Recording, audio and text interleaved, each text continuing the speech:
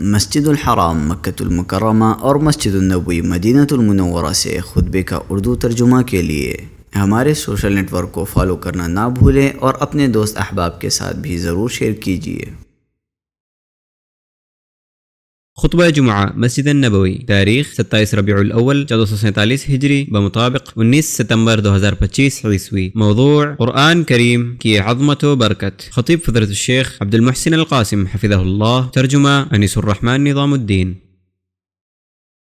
یقیناً ہر قسم کی تعریف اللہ کے لیے ہے، ہم اس کی حمد بیان کرتے ہیں، اس سے مدد طلب کرتے ہیں اور اس سے مغفرت چاہتے ہیں۔ ہم اپنے نفسوں کی برائیوں اور برے اعمال سے اس کی پناہ لیتے ہیں۔ اللہ جسے ہدایت دے اسے کوئی گمراہ کرنے والا نہیں، اور جسے وہ گمراہ کرے اسے کوئی ہدایت دینے والا نہیں۔ میں گواہی دیتا ہوں کہ ایک اللہ کے سوا کوئی معبود برحق نہیں، اس کا کوئی شریک نہیں، اور میں گواہی دیتا ہوں کہ محمد اللہ کے بندے اور اس کے رسول ہیں۔ اللہ درود نازل کرے آپ پر، آپ کے آل و اصحاب پر، اور خوب سلامتی نازل فرمائے۔ اما بعد، اللہ کے بندو، اللہ کا کما حق و تقوی اختیار کرو اور خلوت و جلوت میں اس سے خوف کھاؤ۔ مسلمانوں، اللہ تعالیٰ نے مخلوقات کو پیدا کیا اور انہیں اپنی عبادت کا حکم دیا، اور ان کی طرف ان پر رحم کرتے ہوئے اپنے رسول بھیجے، اور کمال حجت و وضاحت کے لیے ان میں سے ہر ایک کے ساتھ ایک کتاب اتاری۔ اللہ نے فرمایا، دراصل لوگ ایک ہی گروہ تھے۔ اللہ تعالیٰ نے نبیوں کو خوشخبری دینے اور ڈرانے والا بنا کر بھیجا، اور ان کے ساتھ سچی کتابیں نازل فرمائی۔ اللہ تعالیٰ نے بقیہ تمام کتابوں پر قرآن کریم کو فضیلت بخشی، اس کے اندر پہلے کی کتابوں کی تمام خوبیاں جمع کر دی گئیں، اور اللہ نے اس میں ان کمالات کا اضافہ کیا جو دوسری کتابوں میں نہیں تھی۔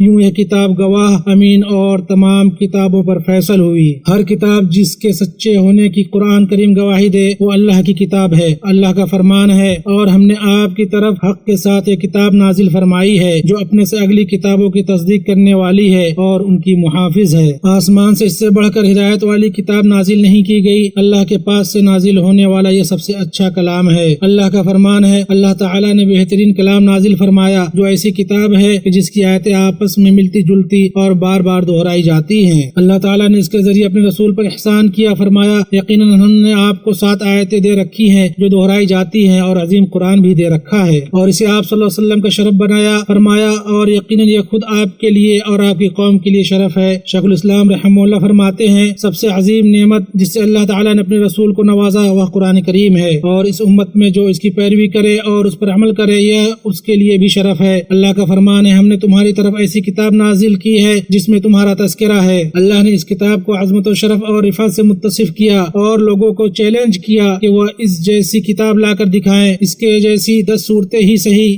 یا اس جیسی ایک صورت ہی صحیح۔ اس کی فصاحت و بلاغت اور ترکیب و اسلوب انوکھے، حیرت انگیز اور خارق عادت ہیں۔ ارباب فصاحت و بلاغت اس کے مقابلے سے عاجز رہے۔ یہ نہ تو شعر کے جنس سے ہے، نہ رجز کے جنس سے، نہ خطابت اور خطوط کے جنس سے، اور نہ اس کی ساخت عرب و عجم کے انسانوں کے کلام کی ساخت سے کچھ تعلق رکھتی ہے۔ اس کی آیتوں میں متانت بھی ہے اور سلاست بھی، قوت بھی ہے اور شیرینی بھی۔ اسے عرب کے فصحاء اور بلغاء اور ارباب بیان نے سنا اور اس کی انفرادیت کا اقرار کیا۔ ولید بن مغیرہ کہتا ہے، جو کہ کفار کے بلیغ سرداروں میں سے تھا، اللہ کی قسم تم میں کوئی بھی مجھ سے زیادہ شعر کو نہیں جانتا، نہ مجھ سے زیادہ رجز اور قصیدے کا واقف کار ہے، اور نہ ہی جناتوں کی شاعری کا۔ اللہ کی قسم، یہ جو کہتے ہیں وہ ان میں سے کسی چیز سے مشابہت نہیں رکھتا۔ قرآن کے اعجاز کے باوجود اللہ نے اس کی تلاوت لوگوں کے لیے سہل کی ہے اور اس کے مفہوم کو آسان بنایا ہے۔ فرمایا، اور بے شک ہم نے قرآن کو سمجھنے کے لیے آسان کر دیا ہے۔ ابن عباس رضی اللہ عنہما فرماتے ہیں، اگر اللہ نے آدمیوں کی زبان پر اسے آسان نہ کیا ہوتا تو مخلوقات میں سے کوئی اللہ کا کلام زبان سے ادا نہ کر پاتا۔ قرآن کے معانی کا اعجاز اس کے الفاظ کے اعجاز سے بڑھتر اور زیادہ ہے۔ شیخ الاسلام رحمہ اللہ نے فرمایا، عرب اس قرآن کے الفاظ کے مثل لانے سے جتنے عاجز ہیں اس سے کہیں زیادہ تمام قوموں کے خردمند لوگ عاجز ہیں کہ وہ قرآن کے معانی کے مثل پیش کر سکیں۔ قرآن کریم فیصل کلام ہے جو دین و دنیا اور آخرت کی بنیادی چیزوں پر مشتمل ہے۔ اس میں عقائد، احکام، شریعت، اخلاق، قصے، تاریخ اور نصیحتیں اور سعادت و کامرانی کی بنیادیں ہیں۔ اللہ تعالیٰ نے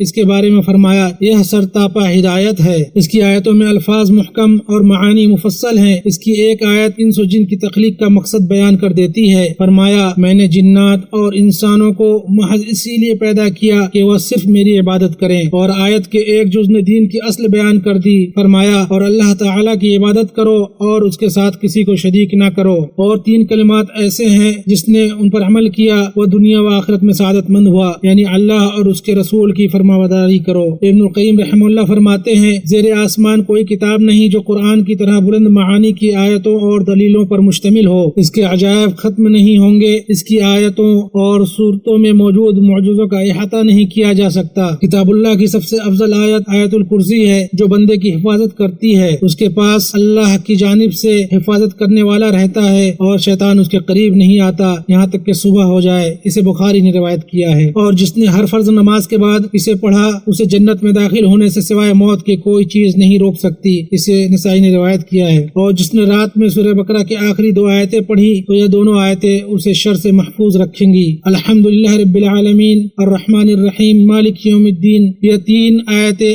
ہیں کہ جب بندہ انہیں پڑھتا ہے تو اللہ تعالیٰ کہتا ہے کہ میرے بندے نے میری حمد کی، میری ثنا کی اور میری تمجید کی۔ اسے مسلم نے روایت کیا ہے۔ اور جس نے سورہ کہف کی 10 شروعاتی آیتیں یاد کی دجال سے بچایا گیا، اسے مسلم نے روایت کیا۔ اور سورہ فاتحہ قرآن مجید کی سب سے عظیم سورت ہے، اسے بخاری نے روایت کیا ہے۔ شیخ الاسلام رحمہ اللہ نے فرمایا میں نے سب سے نفع بخش دعا پر غور کیا تو پتہ چلا کہ وہ اللہ کے پسندیدہ کام پر اللہ سے مدد طلب کرنا ہے۔ پھر میں نے اسے سورہ فاتحہ کی اس آیت میں دیکھا کہ ہم صرف تیری ہی عبادت کرتے ہیں اور صرف تجھ ہی سے مدد طلب کرتے ہیں۔ اور 2 چھوٹی صورتیں جو رات میں نازل ہوئی شر پسندوں کے شر سے پناہ مانگنے میں ان کے مثل کبھی نہیں دیکھی گئی، یعنی قل اعوذ برب الفلق اور قل اعوذ برب الناس، اسے مسلم نے روایت کیا ہے۔ قرآن کی آیتیں بیماریوں سے شفا ہے۔ ابو سعید خدری رضی اللہ عنہ فرماتے ہیں ہم ایک جگہ اترے، ہمارے پاس ایک عورت آئی اور اس نے کہا قبیلے کے سردار کو سانپ نے ڈس لیا ہے، تم میں کوئی جھاڑ پھونک کرنے والا ہے؟ اس کے ساتھ ہمارا ایک آدمی گیا، اس نے اس آدمی پر سورہ فاتحہ پڑھ کر دم کیا اور وہ اچھا ہو گیا، متفق علیہ۔ ابن القیم رحمہ اللہ فرماتے ہیں میں سورہ فاتحہ سے اپنا علاج کرتا تھا، میں اس کی عجیب تاثیر دیکھتا تھا، میں اس آدمی کو یہی تجویز کرتا تھا جو درد میں مبتلا ہوتا تھا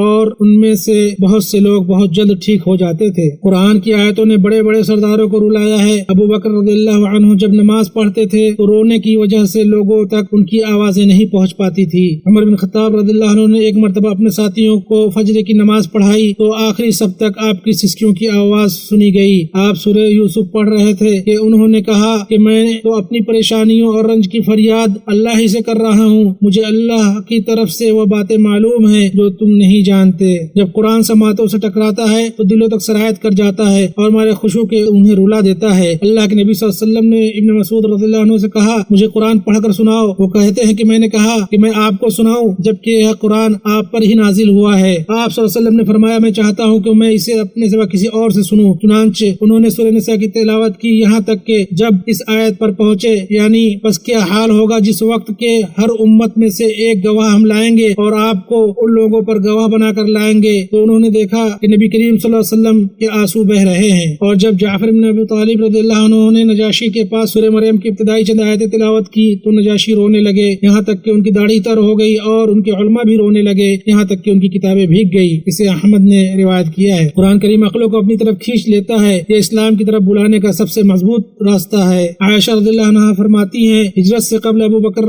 نے اپنے گھر کے آنگن میں نماز پڑھنے کی ایک جگہ مقرر کر لی، وہ اس میں نماز پڑھتے تھے اور قرآن کریم کی تلاوت کیا کرتے تھے۔ ان کے پاس مشرکین کی عورتیں اور بچے رک جایا کرتے تھے، وہ لوگ اسے پسند کرتے تھے اور ابو بکر کی طرف دیکھتے تھے۔ ابو بکر بہت رونے والے آدمی تھے، جب وہ قرآن پڑھتے تھے تو آنسوؤں پر قابو نہیں رہتا تھا، چنانچہ مشرکین کہا کرتے تھے ہمیں ڈر ہے کہ کہیں یہ ہماری عورتوں اور بچوں کو فتنہ میں نہ ڈال دے، یعنی کہیں ایسا نہ ہو کہ انہیں ان کے دین سے نکال کر اپنے دین میں داخل کر دے۔ اسے بخاری نے روایت کیا ہے۔ اور جب جبیر بن مطعم رضی اللہ عنہ نے رسول اللہ صلی اللہ علیہ وسلم کو سورہ طور پڑھتے ہوئے سنا اور آپ صلی اللہ علیہ وسلم ان آیتوں پر پہنچے کہ کیا یہ بغیر کسی پیدا کرنے والے کے خود پیدا ہو گئے ہیں یا یہ خود پیدا کرنے والے ہیں، یا انہوں نے ہی آسمانوں اور زمین کو پیدا کیا ہے بلکہ یہ یقین نہ کرنے والے لوگ ہیں، یا کیا ان کے پاس تیرے رب کے خزانے ہیں یا ان خزانوں کے یہ داروغہ ہیں؟ تو انہوں نے کہا ایسا لگتا تھا کہ میرا دل اڑ جائے گا۔ اسے بخاری نے روایت کیا ہے۔ جناتوں نے قرآن کو سنا اور ایمان لے آئے، وہ خوش ہوئے اور اللہ کی نعمت بیان کرتے ہوئے انہوں نے کہا ہم تو ہدایت کی بات سنتے ہی اس پر ایمان لے آئے، اور اگر اللہ نے قرآن کریم کو کسی پہاڑ پر اتارا ہوتا تو پہاڑ اللہ کی خشیت سے دب جاتا اور پھٹتا، اس ڈر سے کہ کہیں قرآن کریم کی تعظیم کے سلسلے میں اللہ کا حق ادا نہ کر سکے۔ اللہ نے انسانوں کو حکم دیا کہ وہ اسے شدید خشیت اور عاجزی خاموشی کے ساتھ لیں۔ اس کی آیتوں نے صحابہ اکرام رضی اللہ عنہ کے حالات بدل دیے، چنانچہ جب شراب کی حرمت نازل ہوئی اور عمر رضی اللہ عنہ نے اللہ تعالیٰ کا یہ فرمان سنا کہ کیا تم ان چیزوں سے باز رہو گے، تو انہوں نے کہا ہم باز آئے۔ اسے احمد نے روایت کیا، اور انہوں نے شراب بہا دی یہاں تک کہ وہ مدینے کی گلیوں میں بہنے لگی۔ اور جب لن تنالوا البر نازل ہوئی کہ تم جنت کو نہیں پا سکتے یہاں تک کہ اپنی وہ چیزیں اللہ کی راہ میں خرچ کرو جنہیں تم عزیز رکھتے ہو، تو ابو طلحہ رضی اللہ عنہ نے کہا میرے نزدیک میرا سب سے عزیز مال باغ بیروحہ ہے، وہ اللہ کے لیے صدقہ ہے، میں اللہ کے نزدیک اس کے ثواب اور ذخیرہ آخرت کی امید رکھتا ہوں۔ اللہ کے نبی صلی اللہ علیہ وسلم نے فرمایا واہ واہ یہ تو نفع بخش مال ہے، متفق علیہ۔ اور ایک آیت نے صحابہ کرام رضی اللہ عنہ کو انہیں درپیش شدید ترین مصیبت میں ثابت قدم رکھا۔ جب نبی کریم صلی اللہ علیہ وسلم کی وفات ہوئی اور بعض صحابہ نے اس ہولناک خبر کو سن کر اس کا انکار کر دیا، تو ابو بکر رضی اللہ عنہ نے اللہ کے اس قول کی تلاوت فرمائی کہ اور محمد صلی اللہ علیہ وسلم صرف ایک رسول ہیں، ان سے پہلے بھی رسول گزر چکے ہیں، بھلا اگر وہ وفات پا جائے یا شہید کر دیے جائے تو کیا تم لوگ الٹے پاؤں پھر جاؤ گے؟ ابن عباس رضی اللہ عنہما کہتے ہیں اللہ کی قسم گویا لوگ اس سے پہلے نہیں جانتے تھے کہ اللہ تعالیٰ نے یہ آیت نازل فرمائی ہے، یہاں تک کہ جب ابو بکر نے اس کی تلاوت کی تو تمام لوگوں نے اسے سنا اور پھر ہر کوئی اس کی تلاوت کرنے لگا۔ اسے بخاری نے روایت کیا ہے۔ اور جب پردے اور عفت کی آیت یعنی اور اپنے سینوں پر اوڑھنیاں ڈالے رہے نازل ہوئی تو عائشہ رضی اللہ عنہا نے فرمایا اللہ پہلے کی مہاجر عورتوں پر رحم فرمائے، انہوں نے اپنی چادروں کے ٹکڑے کیے اور انہیں اوڑھ لیا۔ اسے بخاری نے روایت کیا ہے۔ قرآن کی آیتیں ایمان کو بڑھاتی ہیں جیسا کہ اللہ کا فرمان ہے، اور جب اس کی آیتیں ان کے سامنے تلاوت کی جاتی ہیں تو ان کا ایمان بڑھ جاتا ہے، اور اللہ کے ہاں قرآن کی عظیم منزلت کی وجہ سے اس کی تلاوت کا ثواب حروف کی تعداد کے برابر بلکہ اس سے کئی گنا زیادہ ہے۔ رسول اللہ صلی اللہ علیہ وسلم نے فرمایا جو شخص اللہ کی کتاب کا ایک حرف پڑھے گا اسے اس کے بدلے میں 1 نیکی ملے گی، اور 1 نیکی 10 نیکیوں کے برابر ہے۔ قرآن میں موجود عظیم خزانوں کی وجہ سے صحابہ کرام رضی اللہ عنہم اس بات کے بڑے خواہش مند رہتے تھے کہ اس کا نازل ہونے والا کوئی حصہ ان سے چھوٹ نہ جائے۔ عمر رضی اللہ عنہ فرماتے ہیں کہ میں اور میرا ایک انصاری پڑوسی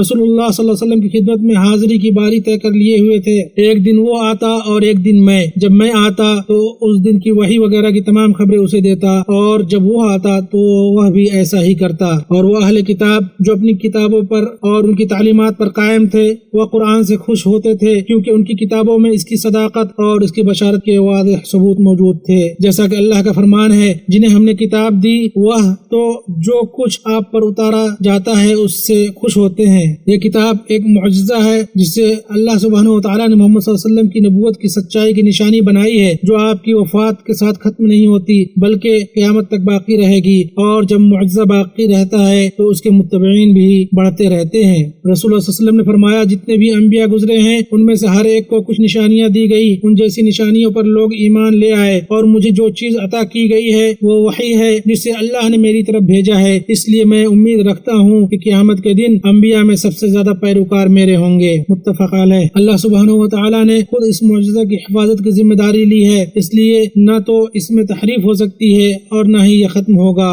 نبی صلی اللہ علیہ وسلم نے ایک دن اپنے خطبہ میں ارشاد فرمایا سنو میرے رب نے مجھے یہ حکم دیا ہے کہ میں تمہیں ان باتوں کی تعلیم دوں جو تمہیں معلوم نہیں، اور اللہ تعالیٰ نے آج مجھے ان کا علم عطا کیا ہے۔ اللہ نے فرمایا اور میں نے آپ پر ایسی کتاب نازل کی ہے جسے پانی دھو کر مٹا نہیں سکتا، اسے مسلم نے روایت کیا ہے۔ امام نووی رحمہ اللہ فرماتے ہیں اس کا مطلب یہ ہے کہ یہ قرآن سینوں میں محفوظ ہے، یہ فنا نہیں ہو سکتا بلکہ یہ ہمیشہ باقی رہے گا۔ صحابہ رضی اللہ عنہم جب نبی صلی اللہ علیہ وسلم کی وفات کے بعد وحی کے منقطع ہونے کو یاد کرتے تو رو پڑتے۔ ابو بکر رضی اللہ عنہ عمر رضی اللہ عنہ سے فرماتے ہیں چلو ہم ام ایمن سے ملنے چلتے ہیں، جیسا کہ رسول اللہ صلی اللہ علیہ وسلم ان سے ملنے جایا کرتے تھے، لہذا جب ہم ان کے پاس پہنچے تو وہ رو پڑی۔ ان دونوں نے ان سے پوچھا آپ کیوں رو رہی ہیں؟ اللہ کے ہاں جو کچھ ہے وہ اس کے رسول صلی اللہ علیہ وسلم کے لیے بہتر ہے۔ تو انہوں نے جواب دیا میں اس لیے نہیں رو رہی کہ میں نہیں جانتی کہ اللہ کے ہاں جو کچھ ہے وہ اس کے رسول صلی اللہ علیہ وسلم کے لیے بہتر ہے، بلکہ میں اس لیے رو رہی ہوں کہ آسمان سے وحی کا سلسلہ منقطع ہو گیا ہے۔ یہ سن کر ان دونوں کی بھی آنکھیں بھر آئی اور وہ بھی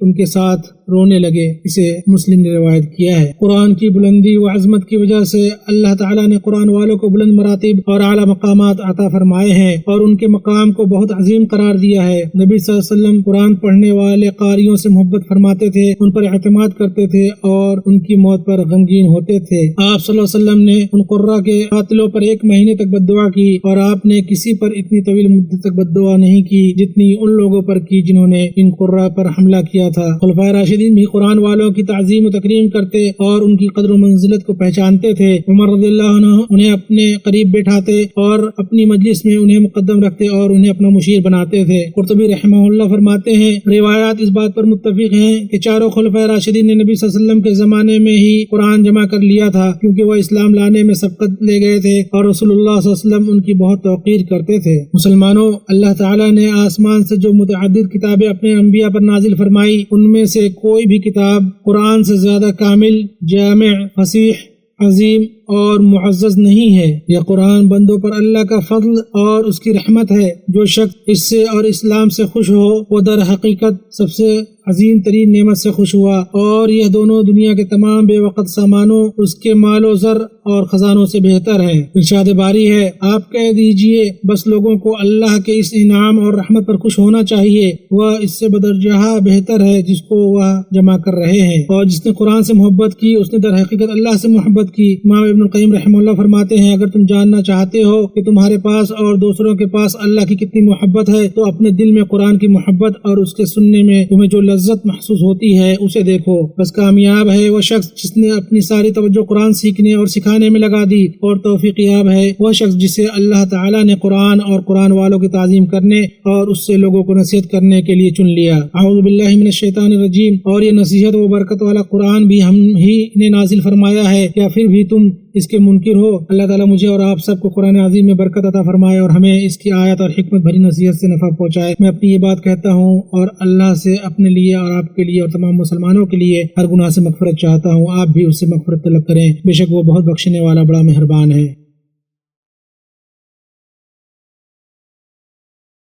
تمام تعریف اللہ کے لیے ہے، اس کے احسان پر، اور اسی کے لیے شکر ہے اس کی توفیق و نوازش پر۔ میں گواہی دیتا ہوں کہ اللہ کے سوا کوئی معبود برحق نہیں، وہ یکتا ہے اور اس کا کوئی شریک نہیں، اور میں گواہی دیتا ہوں کہ ہمارے نبی محمد اس کے بندے اور رسول ہیں۔ اللہ آپ پر، آپ کی آل پر اور آپ کے صحابہ پر درود و سلام نازل فرمائے۔ مسلمانوں، جو شخص ہدایت چاہتا ہے وہ قرآن کو لازم پکڑے، اور جو اس سے فائدہ اٹھانا چاہتا ہے اسے چاہیے کہ اس کی تلاوت اور اسے سنتے وقت اپنے دل کو یکجا رکھے، کان لگا کر سنے اور یہ احساس پیدا کرے کہ یہ کلام اللہ کی طرف سے اس کے لیے ہے، کیونکہ یہ کلام بزبان رسول اللہ کی طرف سے بندوں کے لیے خطاب ہے، اور بندے کی دنیا و آخرت اور نجات کے لیے تلاوت قرآن سے بڑھ کر کوئی چیز مفید نہیں۔ جو شخص ہدایت کی نیت سے قرآن میں غور فکر کرے گا اس کے لیے حق کا راستہ واضح ہو جائے گا۔ پھر جان لو کہ اللہ نے تمہیں اپنے نبی پر درود و سلام بھیجنے کا حکم دیا ہے، چنانچہ اپنی محکم کتاب میں ارشاد فرمایا، بے شک اللہ اور اس کے فرشتے نبی پر درود بھیجتے ہیں، ایمان والو تم بھی ان پر درود اور خوب سلام بھیجا کرو۔ اے اللہ ہمارے نبی محمد پر اپنی رحمت، سلامتی اور برکت نازل فرما۔